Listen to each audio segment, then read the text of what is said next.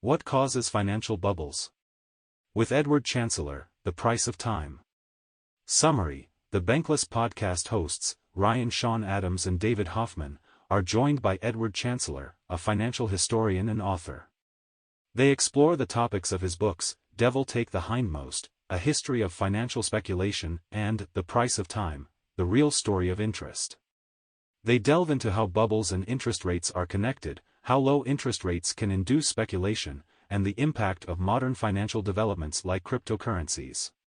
They also explore the societal and human aspects of money and finance, discussing historical examples such as the Dutch tulip mania and the Mississippi Company bubble. Here are the main points discussed. 1. The importance of natural interest rates and their influence on financial bubbles. In this conversation, the central point of discussion revolves around the role of natural interest rates in stimulating financial bubbles.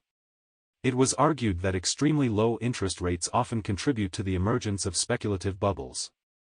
Historically, periods of reduced interest rates and increased money supply have coincided with significant speculative bubbles, as exemplified by the tulip mania in Holland in the 1630s.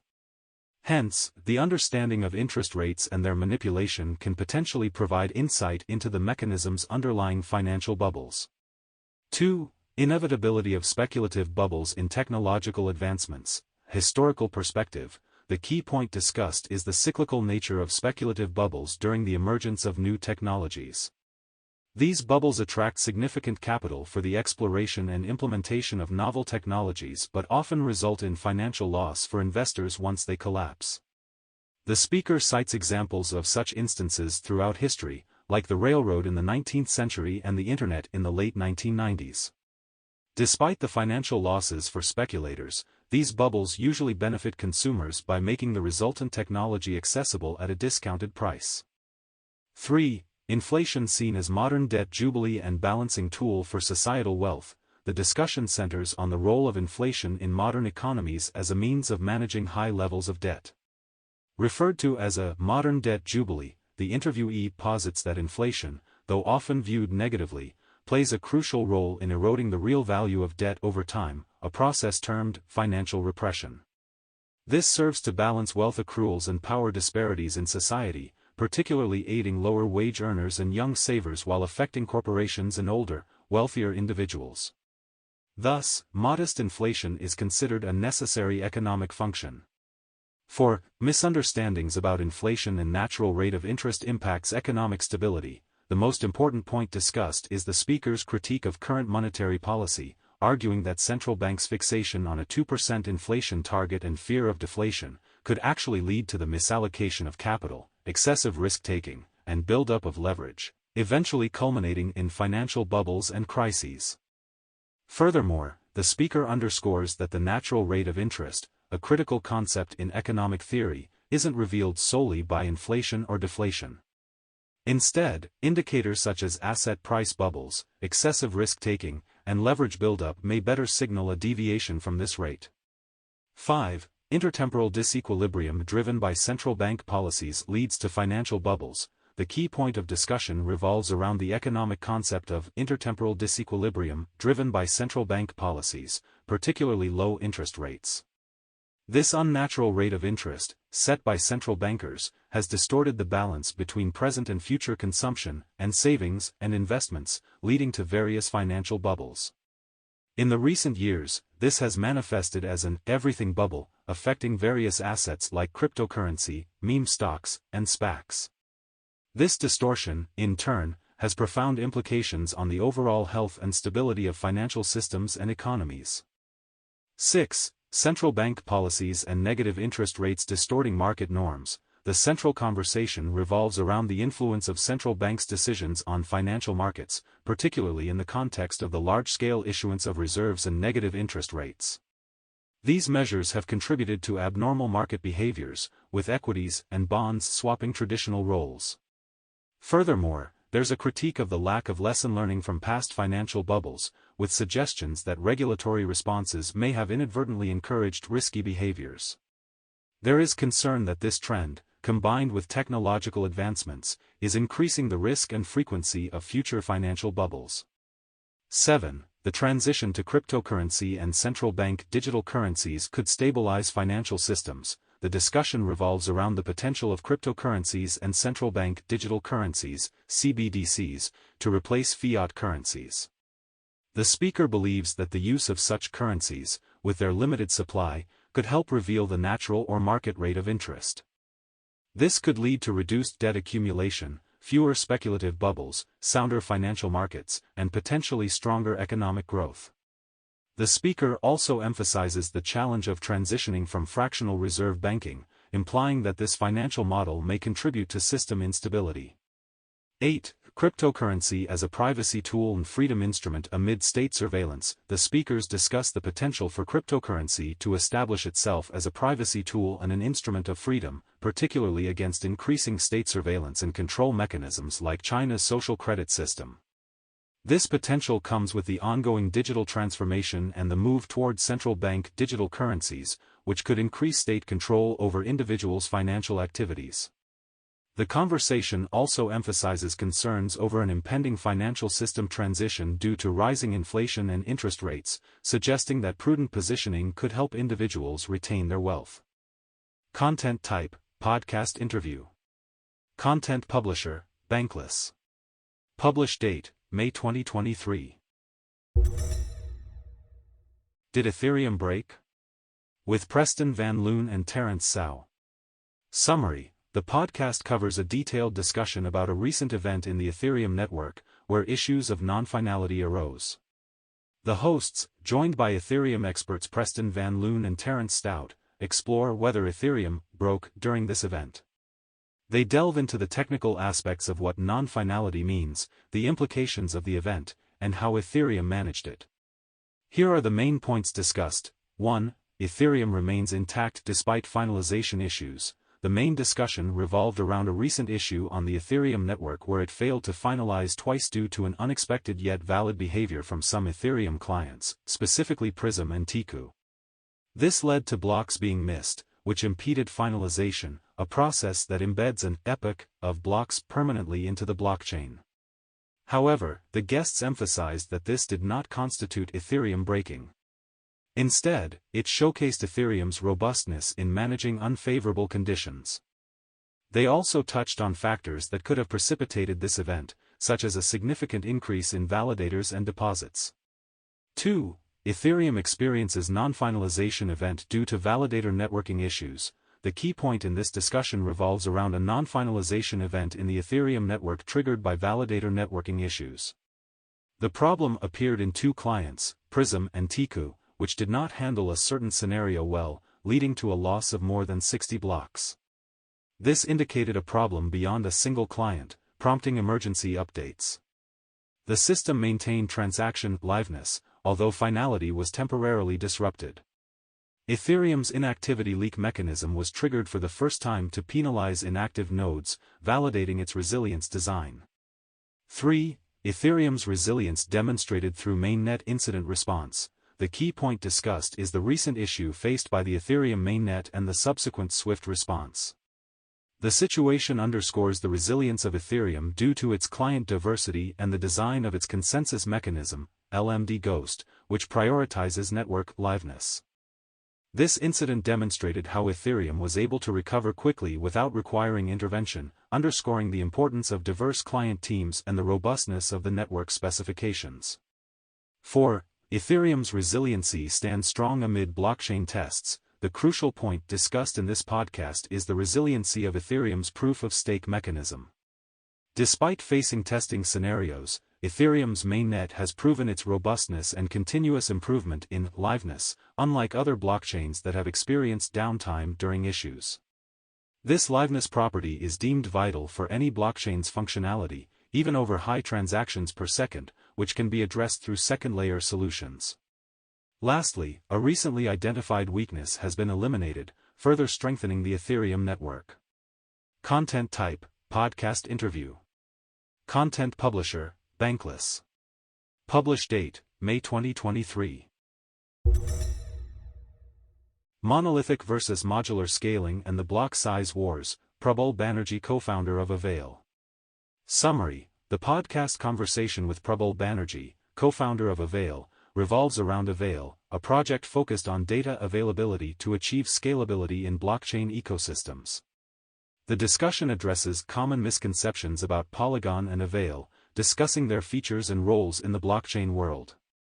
Here are the main points discussed. 1. The essentiality of data throughput for scalability in blockchain. The main point of the conversation revolves around the concept of scaling in blockchain.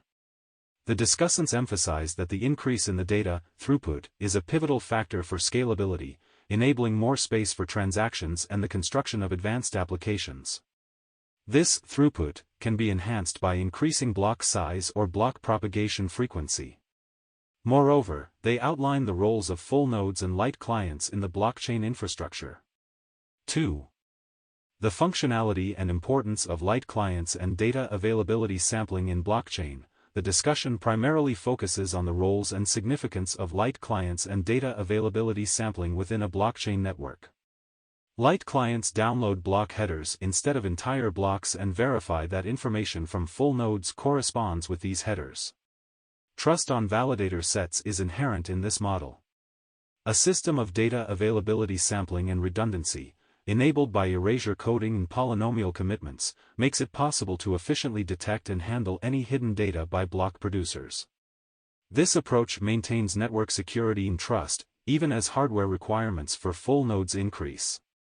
3. Adoption of modular stack for scalable blockchain development and execution. The speakers largely discuss the benefits of a modular approach to blockchain development, emphasizing the role of software development kits like the Sovereign SDK.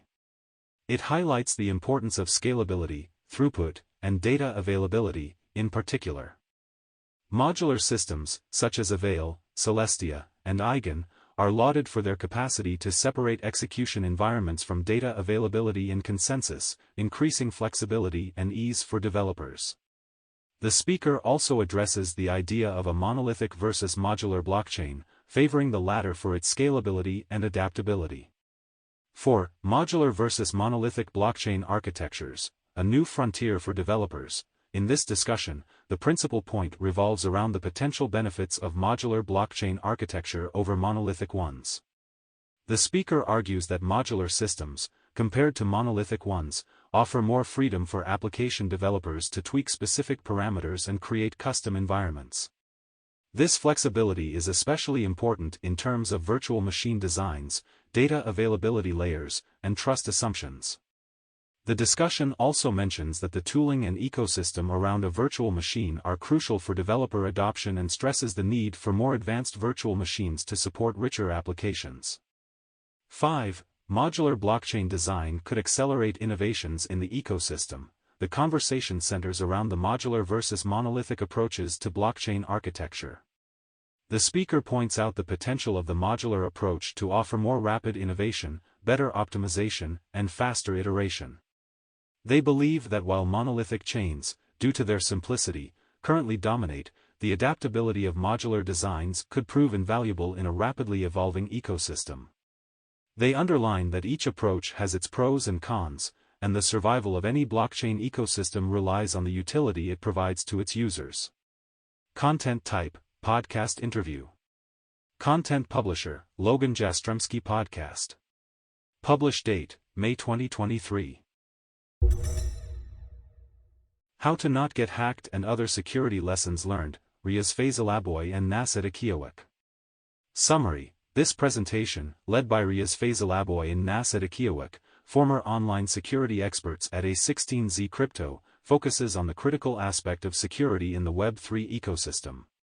They share their experiences and insights on cybersecurity, including typical types of attacks, understanding potential threats from a holistic viewpoint, and practical strategies to prevent hacking. Here are the main points discussed. 1.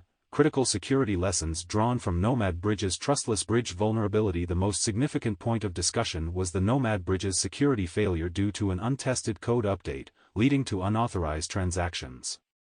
This flaw allowed for alterations to cross-chain messages that were erroneously deemed valid due to a mistakenly set default value. Lessons learned from this incident included the importance of rigorous testing and code auditing, the use of circuit breakers, and the need for a monitoring system, like Nomad's Watchers, to identify and veto fraudulent transactions. The incident highlights the potential risks within the Web3 environment and underlines the crucial nature of robust security infrastructures. 2. Critical importance of robust security measures in decentralized systems discussed. The discussion chiefly centers around the critical need for robust security measures within decentralized systems. Two notable case studies of security breaches in blockchain networks were mentioned, both emphasizing the importance of having secure development life cycles. Key lessons underscored include the necessity of thorough audits before deploying any system to production, the enforcement of comprehensive testing, and the implementation of circuit breakers. These safeguards are vital in averting potential exploits and losses due to coding bugs or external attacks, particularly as these systems become increasingly attractive targets for sophisticated threat actors. 3. In-depth security measures necessary in dApp development. The podcast discusses the importance of thorough security measures in decentralized application (dApp) development.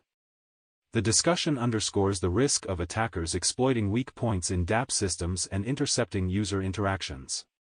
These attacks highlight the need to consider all system components when assessing security, including third-party software dependencies. The discussion also stresses the importance of planning for potential compromises, monitoring for attacks, and understanding that each additional tool or dependency increases the attack surface. Lastly, it underlines the importance of testing, integrating security into the software development life cycle, and treating staging environments like production environments to mirror real-world conditions. 4. Emphasizing comprehensive security practices in production environments. The core discussion revolves around security in software production environments.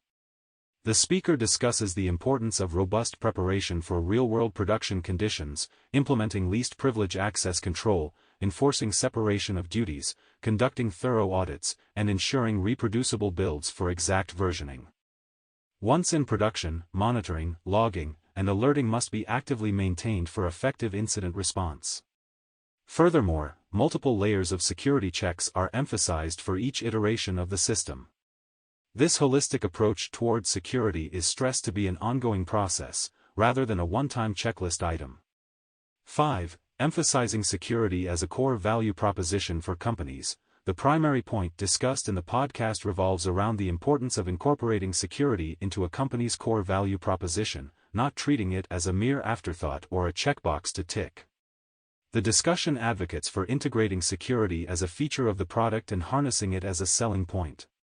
Additionally, it touches on how companies can make the security narrative work for them, emphasizing the need to think proactively about security and to balance investment in protection measures against the potential financial risk of a breach.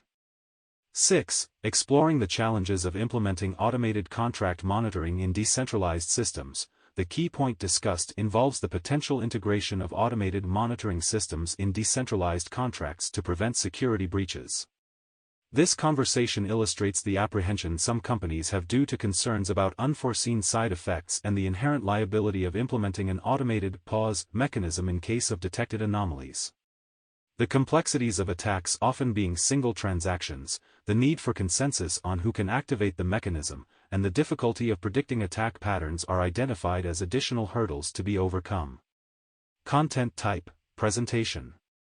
Content publisher, A16Z. Publish date, May 2023. Bankless Weekly Rollup, 3rd week of May 2023. Summary. In the conversation, the speakers cover various news events related to the cryptocurrency world. Here is a detailed overview of each of the events discussed. 1. Ledger's potential security concerns. The conversation starts with a debate about whether there's a potential issue with Ledger, a hardware wallet popular among crypto users. 2. Ethereum's non-finality event. Next, they discuss what's referred to as a non-finality event in Ethereum. A non-finality event could be interpreted as a situation where transactions are not being permanently recorded or finalized on the Ethereum blockchain. 3. Gary Gensler in the hot seat. Gary Gensler, the chair of the U.S. Securities and Exchange Commission, is mentioned as being under scrutiny. Gary Gensler has been vocal about the need for more regulation in the crypto space, which has been met with mixed responses from the crypto community. 4. Fuzzing service from ConsenSys. the discussion touches on a new security tool from Consensys called fuzzing. Fuzzing is an automated method for finding vulnerabilities in code, which is particularly important in the crypto space where secure code is crucial. 5. Market flatness. The conversation also focuses on the stagnation of Bitcoin and Ethereum prices. They note a lack of significant movement in the prices of these cryptocurrencies, suggesting a period of market flatness.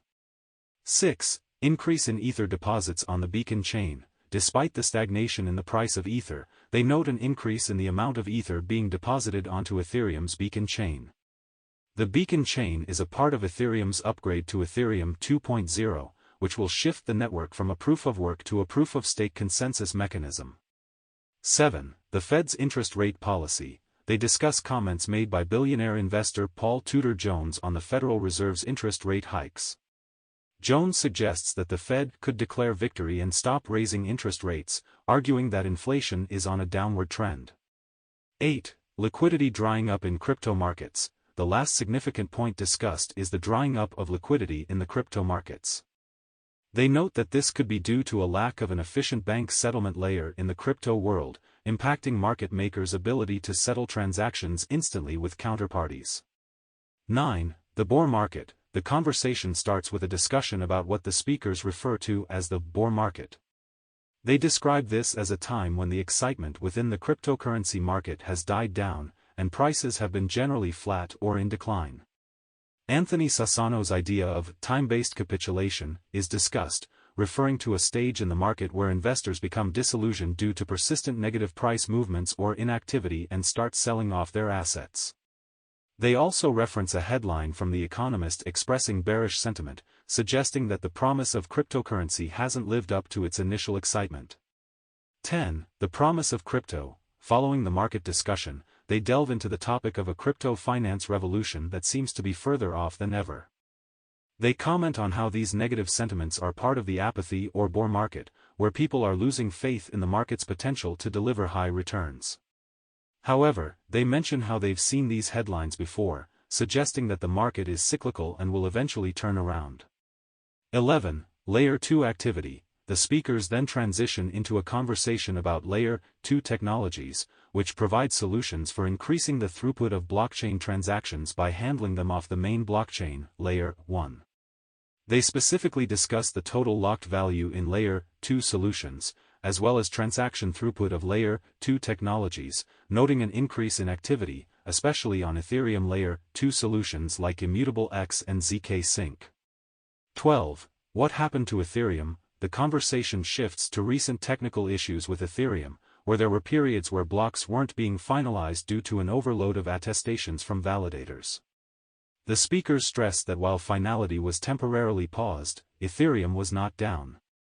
They view the issue as a demonstration of Ethereum's resilience, and an argument for a multi-client architecture in blockchain networks. 13. Client diversity. They end with a discussion on the diversity of clients on the Ethereum network, and how this is beneficial for the resilience and security of the network.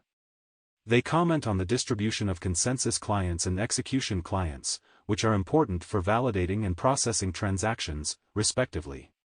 They also mention the importance of multiple clients in ensuring the network continues to function even if one client encounters issues, as was the case in the recent Ethereum issue.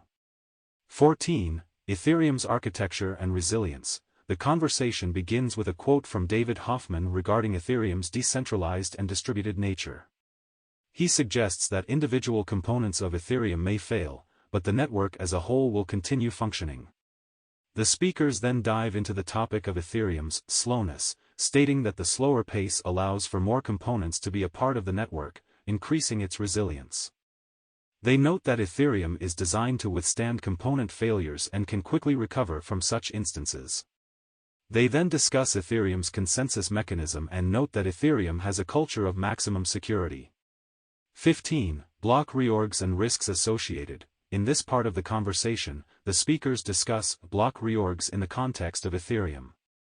A block reorganization, or reorg, is a situation where the construction of a blockchain goes backward for some reason. The speakers mention that this occasionally happens in Bitcoin and Ethereum. They explain that, due to the proof-of-stake model, Ethereum achieves finality in 6 minutes, and reversing transactions older than 6 minutes would likely slash 2/3 of all staked Ether. The speakers then discuss the risks associated with non-finality and the susceptibility to block reorgs, and emphasize that Ethereum's system has protections in place, such as penalties for non-compliance. 16. Ledger's new product and its implications. The final part of the conversation deals with a new product from Ledger called Ledger Recover. This product allows users to recover their seed phrase using their ID. While convenient for some, this raised concerns among crypto enthusiasts due to the potential risks associated with tying one's recovery process to a nation-state ID. It was also revealed that private keys could potentially be extracted from a Ledger hardware wallet, which previously was assumed to be impossible. The speakers discuss the implications of this and how the crypto community has reacted, including some users destroying their Ledger wallets in protest. They note that Ledger's communication about this issue could have been better. 17. Controversy around Ledger hardware wallets. There has been a backlash against Ledger, a company that makes hardware wallets for cryptocurrencies. The criticism started when a Twitter user called Foodbar urged people to stop using Ledger hardware wallets due to what they claimed were gross incompetence and a misunderstanding of their own purpose on Ledger's part. They accused Ledger of intentionally creating backdoors into their own proprietary hardware. Furthermore, another Twitter user named Monique Gupta criticized Ledger's new update for their Nano X hardware wallet, which introduces a social recovery feature for seed phrases. This feature encrypts the seed phrase into 3 parts and sends it to different entities who can reconstruct the seed phrase post-ID verification. Gupta deems this as a horrendous idea and urges users not to enable this feature. However, a more reasoned take comes from a user named Hasib, who initially panicked at the news but, after self-education, is now in the "never mind, it's fine" camp. He acknowledges that Ledger's secure enclave is not like Apple's, firmware can export the private key, but adds that this reality has always been the case and people are just now becoming aware of it. 18. Discussion on the safety of hardware wallets. The speakers express their takes on the controversy. They state that Ledger didn't do anything wrong but could have communicated better about the fact that the security of the wallet doesn't necessarily reside entirely in the hardware but is also dependent on the firmware updates.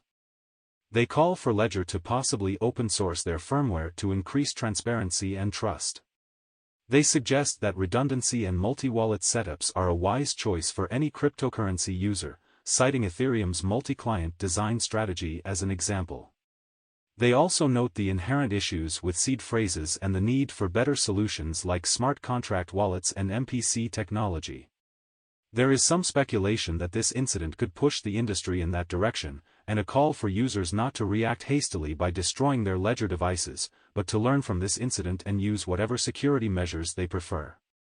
19. Coinbase versus the SEC. The conversation reveals an ongoing dispute between the U.S. Securities and Exchange Commission, SEC, and Coinbase, a major cryptocurrency exchange.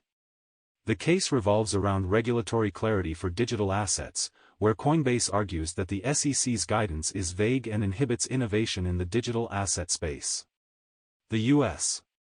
Chamber of Commerce, representing businesses across various industries, filed a brief citing with Coinbase, asserting that the SEC's approach not only harms business innovation but is also unlawful and violates constitutional due process and fair notice rights. The brief criticizes the SEC's lack of a clear yes or no answer to Coinbase's request for rulemaking procedures, offering instead lengthy legalese responses. 20. Nike.Swoosh Platform. Nike's new .Swoosh platform is introduced, a new digital platform for virtual merch. The .Swoosh platform is designed as a community hub for members, where they can purchase, collect, and even co-create with Nike, obtaining virtual sneakers, apparel, accessories, and other digital collectibles. These items can be used in games and other immersive experiences. Some digital items even unlock physical world benefits, like real-life products and exclusive events.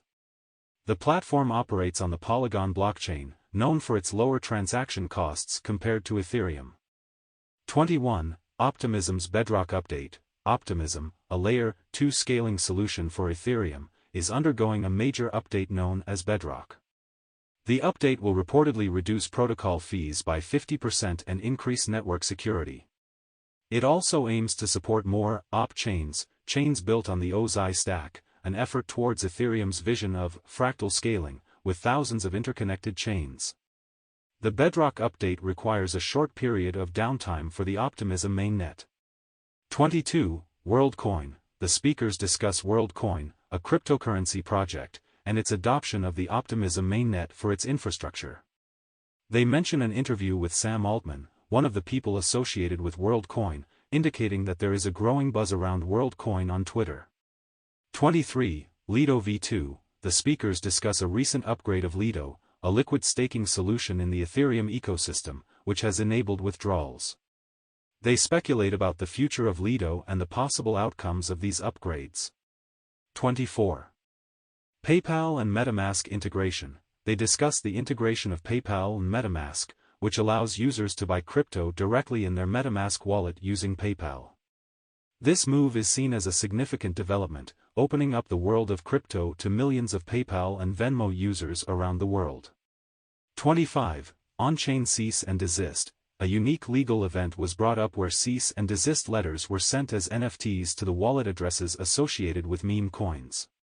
26. DRC20s on Dogecoin. The speakers discuss the introduction of DRC20s, a token standard on the Dogecoin blockchain. This has led to an increase in daily transaction volume on the Dogecoin network but has also raised concerns about network congestion and high fees. 27. EU MiCA, Markets in Crypto Assets Regulation, passing. The EU's crypto regulation, MiCA, has passed and is seen as a B- effort by the speakers. However, they also raise concerns about potential future regulatory measures that could further burden the crypto industry in the EU. 28. Do Kwon bail. Do Kwon, the founder of Terraform Labs, is set to be released from custody after posting bail in Montenegro. The speakers express interest in interviewing him about his actions and motivations. 29. Sam Altman Congress testimony. Sam Altman, the CEO of OpenAI, testified before Congress, urging lawmakers to regulate AI in specific ways to prevent potential harm. He highlights the risks that AI could pose to society, the jobs market, and why government regulation might be needed. 29. Regulatory discussion. The initial conversation seems to focus on the subject of regulation in the crypto industry.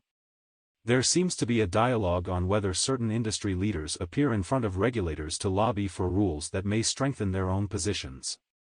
The person referred to as SBF is likely Sam Bankman-Fried, the founder of crypto exchange FTX. The speakers appear to be critical of this alleged strategy and suggest the need for mechanisms to verify the actions and intentions of industry leaders.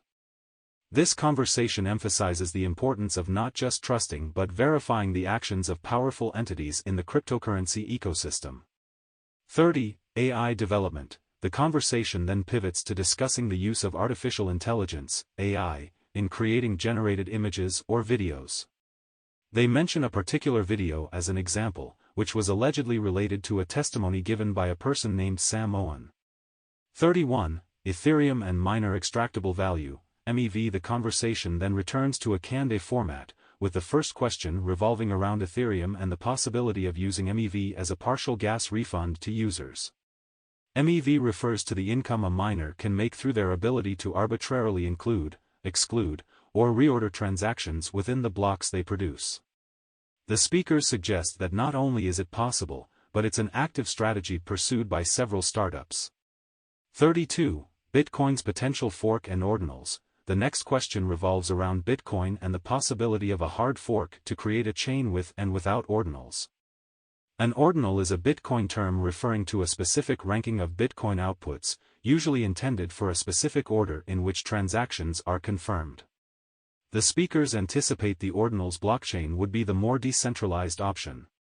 They also talk about a potential division within the Bitcoin community between the non-ordinals and ordinals and reflect on the social implications of this division. 33. Language in Web3. Finally, there's a discussion on how the language we use in Web3, specifically the term wallet, might be limiting the growth potential of the space. It suggests reconsidering the use of the term wallet to something less restrictive to help onboard the next billion users. The exact alternative term isn't provided, but the conversation underscores the importance of language and user experience in making Web3 technologies more accessible. Content type: podcast interview. Content publisher: Bankless. Publish date: May 2023. Finding product market fit: how two engineers built the #1 NFT marketplace on Solana, Tensor. Summary: Imran and Xiao invite Tensor co-founders Ilya and Richard to discuss achieving the right product market fit in crypto. Here are the main points discussed. 1. Importance of product market fit over funding in crypto startups. The conversation's key point is the vital role of achieving product market fit in crypto startups, regardless of the amount of funding raised. The speakers argue that raising substantial capital during seed stages, such as a $10 million seed round, doesn't necessarily lead to finding product market fit faster. Instead, early user engagement and developing a product that fulfills a market need is pivotal. They underline that the market often determines the success of a startup, suggesting that a great team and product in a weak market will struggle compared to a mediocre team and product in a strong market. 2. Crypto startup founders discuss importance of alignment, work ethic, and flexibility in company success. The critical point discussed in this podcast centers around the dynamics of startup co-founding, focusing on the experiences of Tensor's founders. They emphasize the importance of work ethic alignment and shared motivations between co-founders. The ability to adapt to changing market conditions, as exemplified by their shift from NFT pricing Oracle to TensorTrade, is also considered critical. Funding through competitive events like hackathons, which provided the initial resources needed for their venture, underlines the role of innovative funding sources in the crypto startup ecosystem. 3. Tensor's growth through product iteration and market identification. The key discussion centers around Tensor's iterative approach to product development in the NFT, non-fungible token, space. The speakers detail how they pivoted from an initial focus on building an NFT oracle towards a marketplace for pro traders due to the limited market size and lack of user traction for the oracle. Recognizing the need for real-time data for efficient NFT trading, they followed their intuition and hunches, while continually re-evaluating market potential. They adopted a direct, hands-on approach to acquiring initial users, making use of analytics portals to identify active NFT wallets and their corresponding Twitter accounts, and invited these users to participate in their beta testing. Their iterative process involved frequent user feedback loops and a strong focus on improving user experience. They also underscored the importance of founders' intuition and hunches, balanced with an understanding of market size and potential for growth. 4. Company successfully overcomes cold start problem with user-focused strategy. The most critical point discussed was the company's successful navigation around the cold start problem in building its marketplace. Initially, they developed an aggregator product, avoiding the need for immediate user traction. Afterward, they carefully monitored user engagement, noticing that retention rates were a good early indicator of a successful product. When faced with market disruptions, they pivoted towards developing their own marketplace and managed to grow their user base. The company highlighted the importance of listening to users' problems instead of their solutions, which significantly influenced their product development strategy.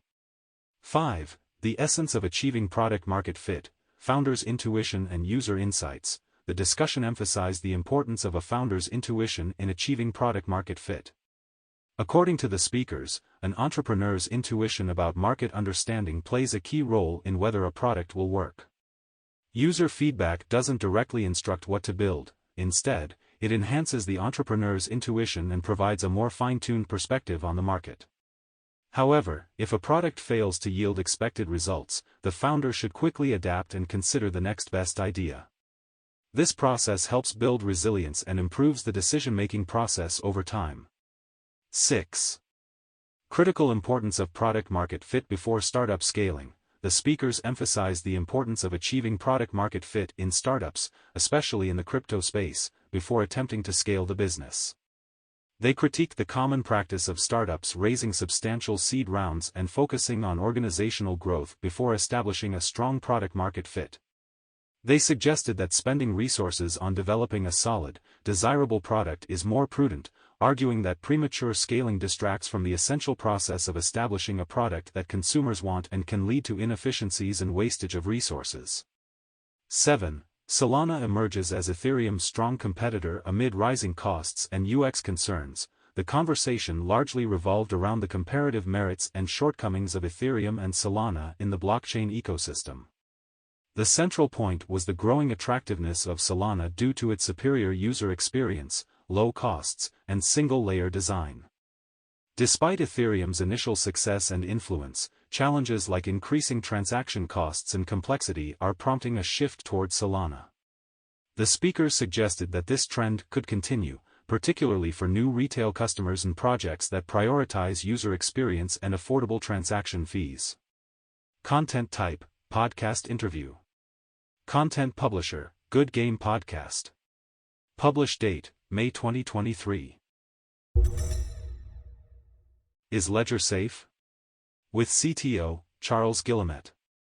Summary: the Bankless podcast hosts discuss Ledger's new feature, Recover, which allows users to back up their private keys. Charles Guillemet, Chief Security Officer at Ledger, was on the show to discuss the service's safety and operation. Here are the main points discussed. Ledger launches key recovery service amid mixed reactions. The podcast features a detailed discussion about Ledger's new recovery service, which has sparked controversy within the crypto community. The service enables users to back up their private keys securely using a tripartite encrypted sharding method.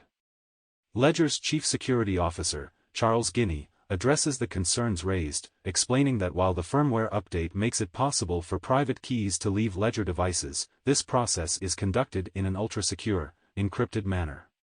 He emphasizes that the service is intended to encourage wider self-custody adoption by reducing complexity, and that it represents a trade-off between absolute self-custody and secure key management. The importance of security as a journey in blockchain technology. The most significant point discussed in the podcast revolves around the dynamic nature of security in the blockchain environment. The conversation emphasized that maintaining security isn't a static process, but a continuous journey, necessitating regular firmware upgrades and feature enhancements. This involves adding support for new blockchains and implementing new cryptographic features to stay up to date. The firmware upgrade mentioned in this conversation does not undermine security but introduces optional functionality for users to choose if they desire. Lastly, consent and user engagement remain crucial in any operation involving the user's secret data. Securing firmware upgrades, trust and threats in cryptocurrency storage devices. The main point discussed is the inherent trade-off between security and trust when it comes to cryptocurrency storage devices, specifically Ledger. It highlights the rigorous process of secure firmware upgrades, with multiple checks and control systems to ensure that no backdoors or bugs are introduced. However, the potential risks are also acknowledged, including the hypothetical compromise of Ledger's firmware, leading to unauthorized access to private keys. The need for some level of trust in Ledger's integrity is underlined, alongside the difficulty of creating a completely trustless system. Ledger to reinforce its social contract amid growing concerns over firmware updates. The speakers discussed the implications of Ledger's firmware updates, particularly the concern that humans, not just autonomous systems, have control over these updates. The discourse acknowledges the need for a stronger social contract between Ledger and the crypto community, emphasizing that the company is pro-self-custody and committed to empowering users. It also discusses potential vulnerabilities that may come with not updating firmware and the constraints preventing Ledger's operating system from becoming open source, primarily due to agreements with secure element providers. Striving for balance, Ledger's dual mandate of secure self-custody and inclusion for crypto novices. In this conversation, the primary discussion revolves around the struggle Ledger, a hardware wallet manufacturer, is facing to cater to both hardcore crypto veterans and newcomers.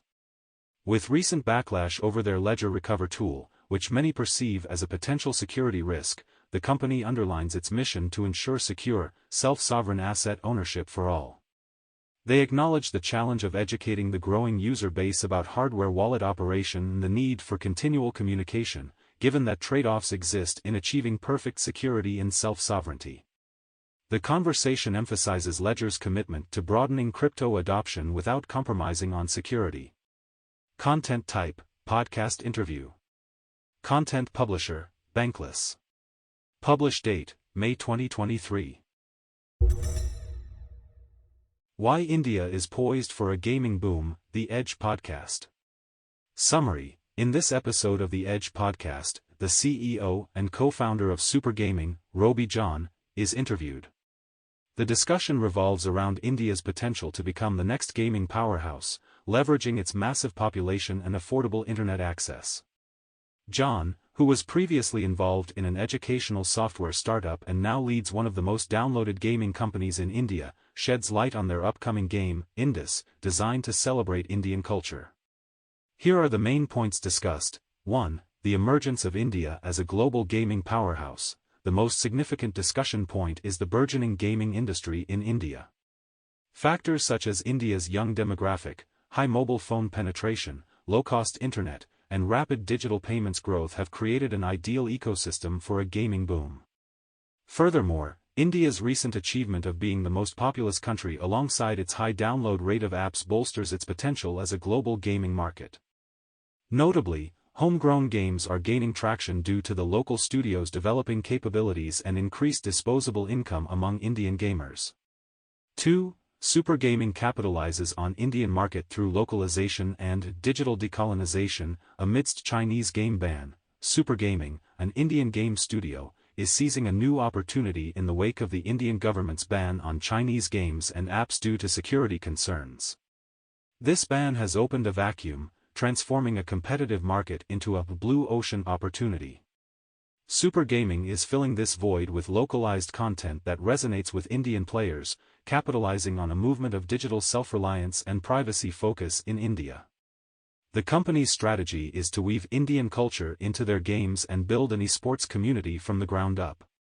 3. Creating India's futuristic Wakanda, the story behind the popular Indus game. The speaker discusses the success of their company, Super Gaming, in creating a game, Indus, that resonates with the Indian market by blending aspects of India's rich cultural heritage with futuristic elements, likening it to Marvel's Wakanda.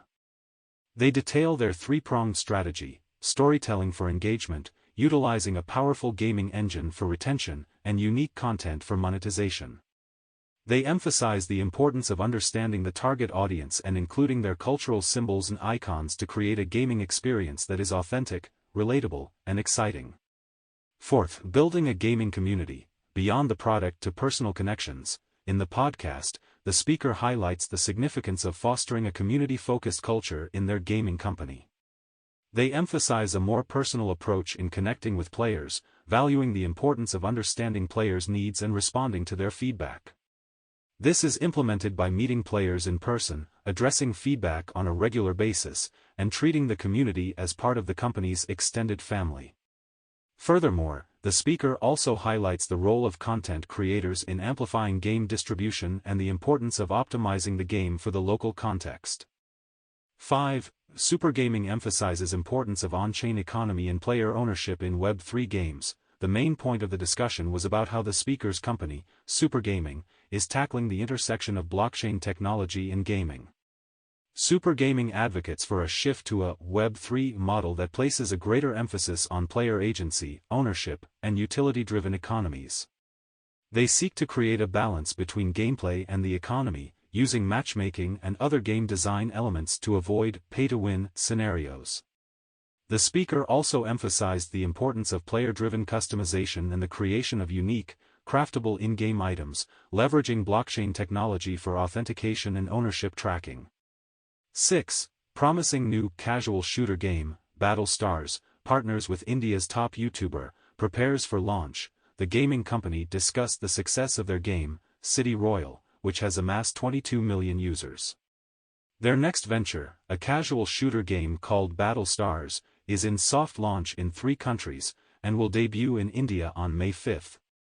This launch features a partnership with Techno Gamers, India's largest YouTuber, who will be a character in the game. The company hopes this collaboration will further engage audiences, with plans for an esports tournament and a YouTube campaign leading up to a full launch. Content type, podcast interview. Content publisher, The Edge Podcast. Publish date, May 2023. Should protocols share revenue with token holders? Roundup. Summary. In this episode of Bell Curve, the guests discuss the issue of whether blockchain protocols should distribute revenue to token holders, a hot topic in the world of decentralized finance, DeFi, and blockchain governance.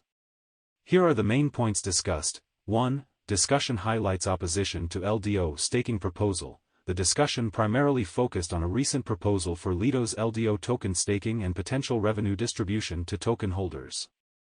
The panelists unanimously expressed their opposition to the proposal.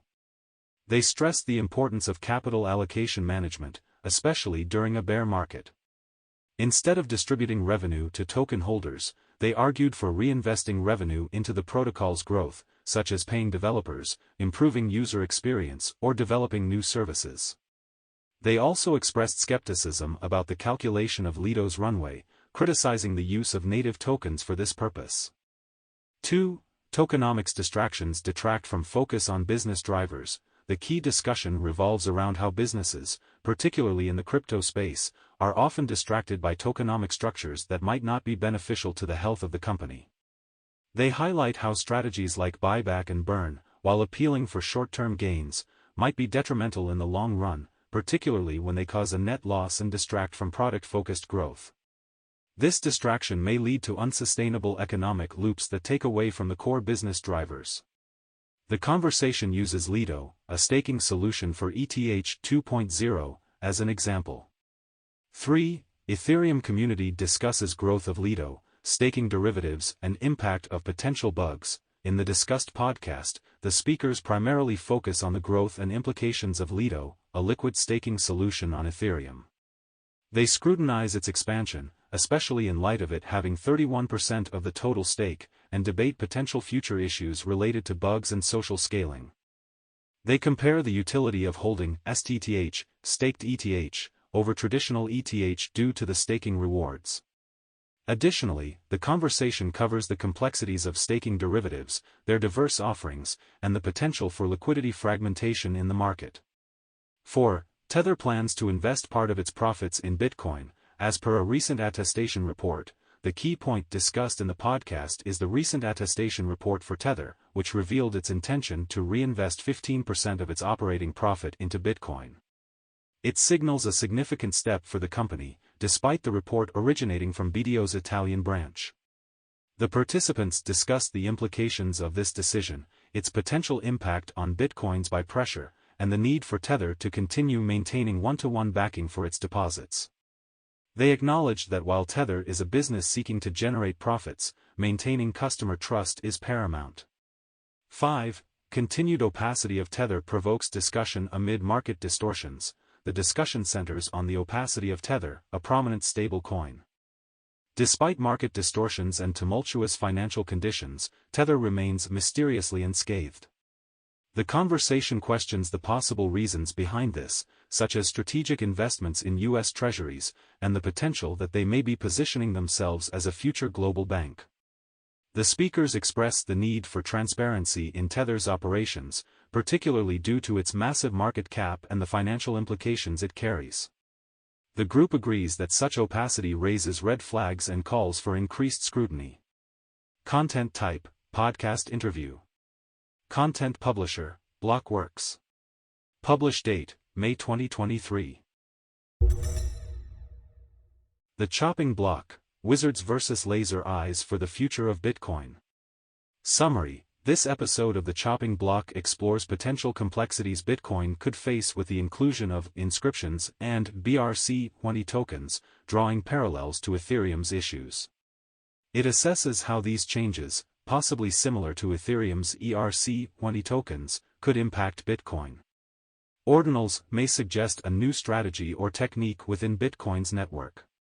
Here are the main points discussed. 1. Bitcoin Miami Conference anticipates clash between Laser Eye Maxi Tribe and Wizards. In this discussion, the most significant point is the cultural divide within the Bitcoin community, manifested in the upcoming Bitcoin Miami Conference. There's a potential clash between two factions, the Laser Eye Maxi Tribe, who embody more conservative ideologies, and the Wizards, who embrace a playful, innovative approach to Bitcoin. This division could influence the broader adoption and evolution of Bitcoin. The Wizards faction is also leveraging this event to promote their NFT collection through engaging activities, highlighting how cultural narratives can be harnessed to incentivize community engagement. 2. The emergence of miner extractable value (MEV) on Bitcoin and its potential impacts. The speakers discuss the introduction of miner extractable value (MEV) on Bitcoin, following the rise of BRC-20 tokens, which are like shift coins created within Bitcoin. The speaker suggests that the introduction of MEV may lead to centralization issues similar to those experienced in Ethereum, where the most prolific miners extracting MEV could potentially dominate the mining pool. The debate also touches on the potential need for systems like Flashbots to democratize staking yields in response to this development. The speaker warns that Bitcoin developers must gain a better understanding of MEV, or risk falling behind Ethereum. 3.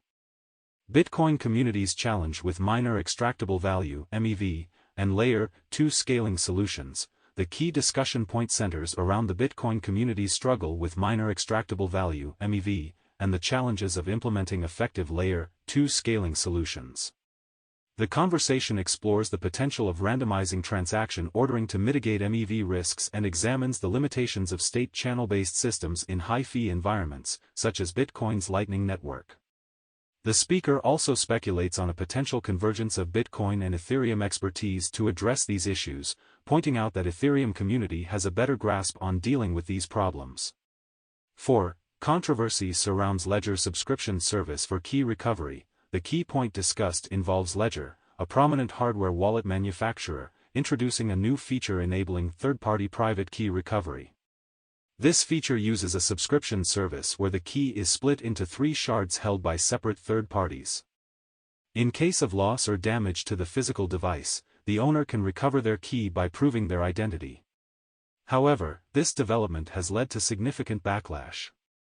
Critics argue this model is contrary to the principles of self-custody, presenting potential security threats, and misunderstanding the capabilities of Ledger's firmware. The controversy highlights the tension between advancing user accessibility and preserving robust security models. 5. Ledger's broken trust, firmware upgrade compromises private keys. The discussion centered around a firmware upgrade by Ledger, a cryptocurrency hardware wallet provider, which contradicts previous assurances that a firmware upgrade cannot make a user's private key leave the device. The participants discussed the resultant breach of trust and user frustration. They also explored the necessity of upgradability in software and the challenges it presents for security. The need for transparency through open-source firmware was suggested, but constraints such as non-disclosure agreements within hardware supply chains were acknowledged as potential hurdles. Content type: podcast interview. Content publisher: The Chopping Block. Publish date: May 2023.